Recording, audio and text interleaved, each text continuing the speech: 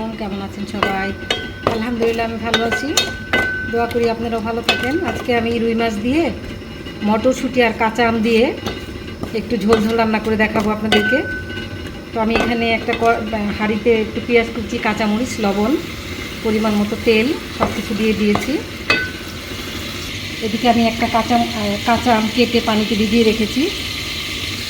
এখানে কিছু মটরশুঁটি আমি পরিষ্কার করে পানিতে ভিজিয়ে রেখেছি।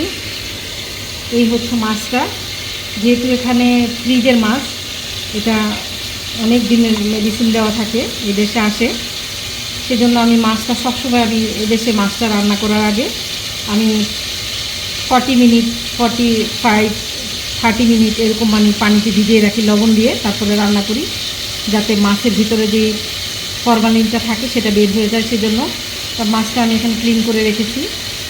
এখানে আমি আধা টেবিল চামচ এখানে আদা রসুনের পেস্ট দিয়েছি, 1 চা চামচ হলুদের পাউডার, আধা চা চামচ মরিচের পাউডার, আধা চা চামচ জিরা, আধা চা চামচ ধনিয়া, এগুলোর পাউডার দিয়েছি। একটু মশলাটা একটু ভালো করে করে নিব, ভেজে নিব। মশলাটা ভুনা হয়ে গেছে, আমার দেখুন ভাজা হয়ে গেছে। বিসমিল্লাহির রহমানির রহিম।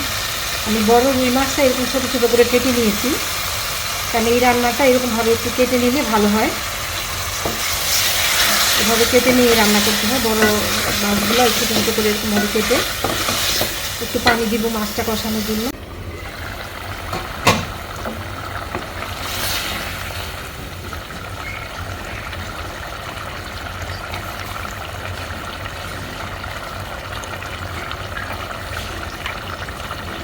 ফ্রেশ মটরশুঁটি অনেক দাম এখানে। আমি 250 গ্রাম নিয়ে আসছিলাম, ছিলার পরে অল্প একটু হয়েছে।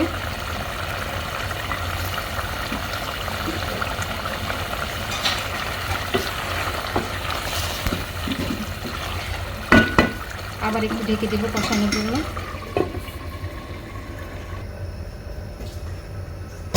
এখানে একটু পানি দিয়েছি আমি, আবার কাঁচা আমটাও দিয়ে দিলাম, ঢেকে দিলাম আবার। দেখুন মাছের তরকারিটা হয়ে গেছে। আমি আমার মটরশুঁটি, কাঁচা আম দিয়ে রুই মাছটা রান্না করলাম।